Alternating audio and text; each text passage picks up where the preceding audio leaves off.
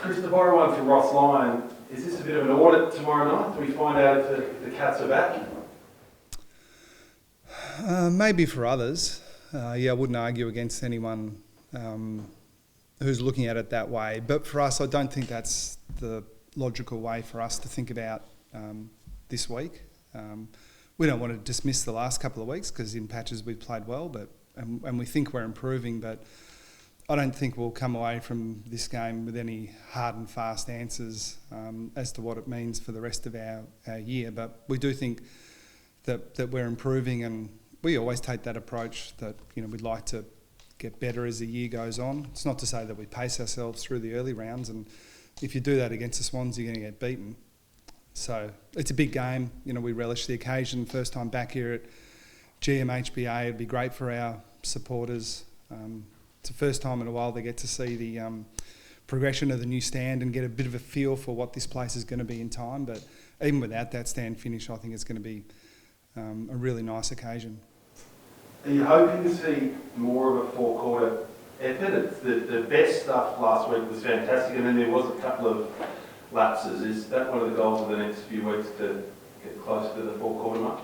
I think it always is, but it's a bit naive for any team in this competition to think that you're just going to be dominant for the whole game. I think the games that I watch, at least across the first month or so, have indicated that the evenness of the competition mean that momentum swings and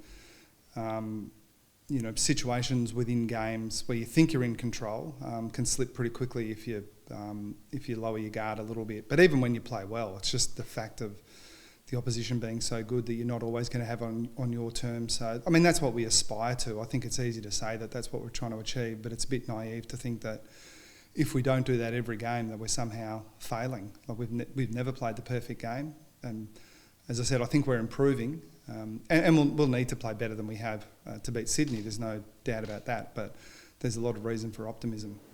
Flag unfurling as well at GMH around the first game for the season here. Do you feel like that adds a little bit more, motivation for the players to watch that happen?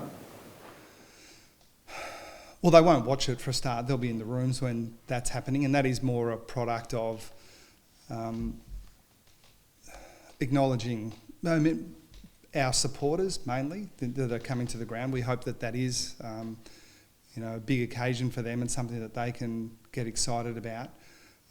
With respect to our players, I think we are aiming to really acknowledge that any success that we have today or that we had last year is the product of a lot of hard work over a really long period of time. So the unfurling of the flag, yes, it is acknowledgement of the achievement in 22, but really for us as a club, it's about acknowledging the people, way back, the premiership teams of the 50s and the administrators through, the really hard times around the turn of the century where, our club was going through some struggles, and without those people, and we have talked about it a little bit with our players, without those people we wouldn't be here today. So I think it's bigger than just the short term. It's about acknowledging some of those great people, and especially some of the administrators. I think over the last 10, 15 years with the success the club's had, those people through that period have been acknowledged. But there was a group of people in the decade or so before that, that kept Geelong in Geelong. Without them, this club could look very, very different. So this is just a bit of a chance to acknowledge those people, and we're all proud of the achievements, but we're very thankful to have had people like Rex Scarell, who probably doesn't get as acknowledged as some of the subsequent administrators at our club. Do you have a theory on what fans call the grand final rematch, knowing that it certainly is not? But is there anything extra in it? I hope there is for the fans.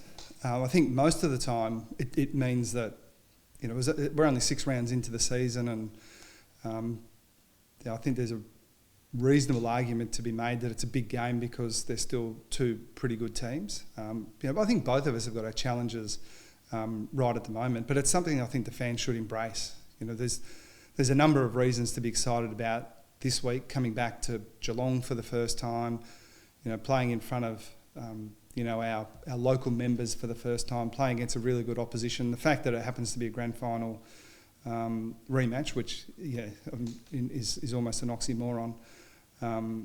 It just adds a little bit of extra spice for them. But for us, we move pretty quickly to what they are as a team right at the moment, and that gets daunting pretty quickly. We'll be prepared for a good game.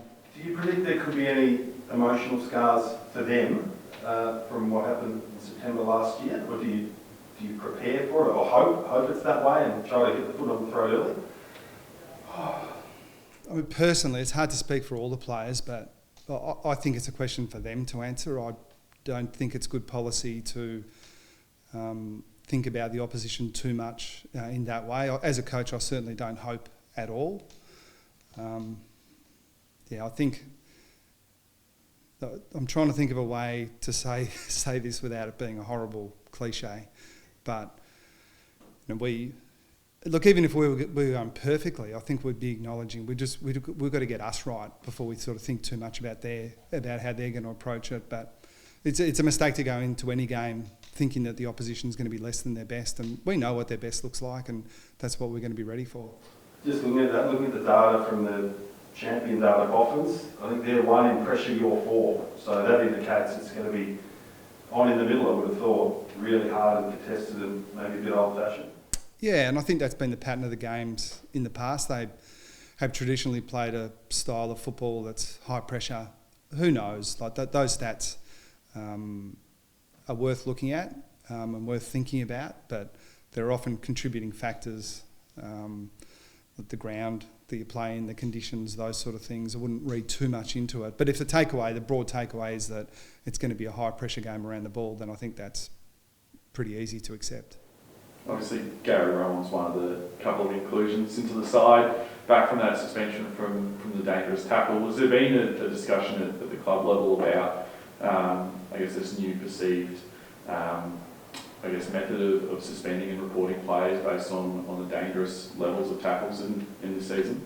Well, I think our level of understanding is good around it, but it is one of those areas that's really, really difficult. I think it's going to be hard to completely stamp it out of the game because it is it's a situation that's so dependent on how the ball carrier reacts in the situation. So the level of force required to take down someone who's braced on 2 feet low to the ground is completely different to the level of force required against a player who's on one leg trying to kick the ball and is easily slung.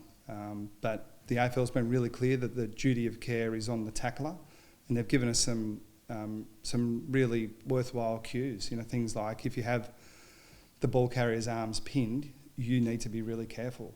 And so broadly our instruction to the players are that if you're going to take a tackle to ground, you need to be careful. The onus is on you. It's no good coming away saying, I was unaware. But having said that, as I said, I think there are going to be situations where players tackling are deemed to be a little bit unlucky, but it's kind of the definition of the onus being on the tackler. You might be unlucky, but that's no excuse. Is tackling to hurt still a thing? I mean, that was in under 10 footy only 10 years ago. Can you still have that aggression and edge in your game to intend to hurt the opponent but not knock them out? I think the tackle to hurt thing was always a little bit misunderstood. I think aggression in the tackle and making sure you get your body close to the opposition player, like in my mind, it's always been about the execution of a good tackle. 1, you're looking to stop the ball carrier. 2, you're looking for a free kick. Like anything subsequent to that, it's always been, at least a distant third in my mind. But yeah, if you're saying, if you're a coach these days and you're saying tackle and dump them or tackle to hurt, I think you're doing a disservice to your players. We certainly don't think that way, but there's still a place for strong, physical, aggressive, hard contact. We don't want players reaching. That's where the tackler tends to get hurt. But yeah, this secondary motion of trying to put a bit of mayo on top of the tackle, I think is, if it's not already, it should be pretty close to gone from the game. There's been a couple of players external to other clubs that have said that there has been a little bit of confusion around what is and isn't allowed and what's reportable and what isn't. Is the messaging from the AFL relatively clear in terms of that and getting that across to the players? Do you feel like it's really hard and fast and just you cannot do a certain action? Yeah, look, I think there are always going to be anomalies in our game. It's a complicated game to play. The rules are complicated. It's really difficult to umpire. I think we see situations where even with the benefit of multiple replays and slow motion video, it's still hard to get a feel for what the right decision is and what you can and can't do. I think the AFL have done a good job of explaining it from their perspective and given the players and the coaches the cues that they need. But again, that's not to say that we won't look at an isolated example from a couple of weeks ago and say, well, why wasn't that one reported when that one is? Like, there'll be mistakes made. I think that's just a quirk of our game that we have to accept. In terms of just general footy chat, I guess Mark Blitzarves has been playing as that midfield role. With Reece Stanley going out, was there any temptation to move him into just a full-time ruck role, or are you pretty steadfast in his role around the ball rather than in the ruck? No, we're not steadfast. We think his best position is through the midfield.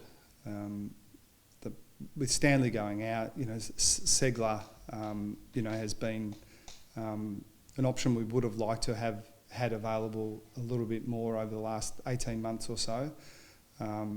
Every club's working. Right at the moment, there seems to be, a few teams that are a bit lean in terms of their ruckman, and it just emphasises, the art of list management. With ruckman, you invariably have two problems. One, you've got too many on your list because you've got one or two going really well and the others can't get a game, or you don't have enough because they're all injured. It's a really difficult balance to get right, which is one of the reasons we think that having some flexible players that can play multiple positions, including the ruck, is important. So, Blitzarves, in my mind, is unique.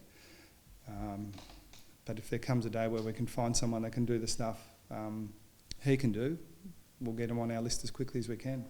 There hasn't been a really extended period of time for John to really break in and play best 22 football. Are you sort of viewing the next month as a chance for him to really crack into the senior side, and then also is there the potential down the track to play all three of Stanley, Stagler and Blitzarves in the same team? Yeah, I think there is. We talked about that quite a bit through the pre-season, and the tweak to the sub-rule gives you a little bit more flexibility to do that as well. We've just been in the unfortunate position we haven't really had them up and going at the same time, but that's something that we see as a possibility down the track. But Stagler's not a player that we're going to play every single week anyway, so for us it's probably more a function of managing our list and using our resources across the year rather than thinking we've got to get to our preferred structure straight away. You also spoke about Tom Hawkins a couple of weeks ago and saying that you wanted to give him a month of football essentially to build into the season. He sort of exploded on the weekend. And so just after that month of 4 goals and played really well, do you sort of see his sort of season just on an upwards trajectory from here? Do you feel like he's got that match fitness now to really launch into the rest of the year? Yeah, I think he's much closer. I still think there's room for improvement there, just by virtue of the fact that he didn't have much of a pre-season, and it'll take more than a month to have him perfect, but I don't think it'll take much longer to get him pretty close to that. And I think he's in good form at the moment. He's moving really well. We place a lot of weight on what we see during the week, and even his feedback is that he feels like he's really building and he's ready to play close to his best footy. But we're going to resist the temptation as well to sort of think, right, we've got him back and we're just going to play him every week from here on out. So I can't forecast exactly how that's going to play out, except to say that I don't think he'll play every week. Asada Radaglia appears to be getting more comfortable by the week down back. When Jack Emery returns, is that going to be a squeeze? No, I think we'll play those two in the same team. We're looking forward to seeing that. But I think it also is another piece of the puzzle that sort of fits within the way we're thinking about the ruck setup. Jack's not necessarily a ruckman, but he does have more strings to his bow than just as a key defender. So to that mix of players. And again, whether it's sort of all together in one game or whether it's having some options to manage our list a little bit through the year is a bit hard to work out right at the moment. But I think Jack's rough schedule is about halfway through the year. And when the one thing I will say emphatically is that when Henry comes back, it won't be Radaglia going out. Looks like a pretty good decision to hang on to Sava at this point, because it seems like he was very close to being out the door. Maybe more in his mind. And I can completely understand why Port Adelaide were interested in him, and I can completely understand any player in the AFL who just wants to play. So it's a really strong argument, that one, from a player. I don't necessarily want to leave the club I'm at, but I do want to play AFL footy, and I think I've got the opportunity to play somewhere else. I'll only speak for myself, but he was a long way from being out the door. And just so another one on the right, did you get the clarity you were chasing from the AFL on the use of the knees without necessarily looking at the ball? Are you happy where that's at now? Yeah, I'm clear. Because they've explained it to us really clearly. And, there's a nuance there. You need to look a little bit deeper than just saying you can't use your knee in the ruck. Everyone knows that you've always been able to do that. What you can't do is run into a player and knee him before the contest. So if you're jumping at the ball with your knee, it's fine. If you're it's the same as a marking contest. You can't run up to a player, knee him in the ribs and then contest the ball. But you can jump into him while you're going for the mark. I think it's really simple. And the AFL would say it's always been that way. They just missed a couple.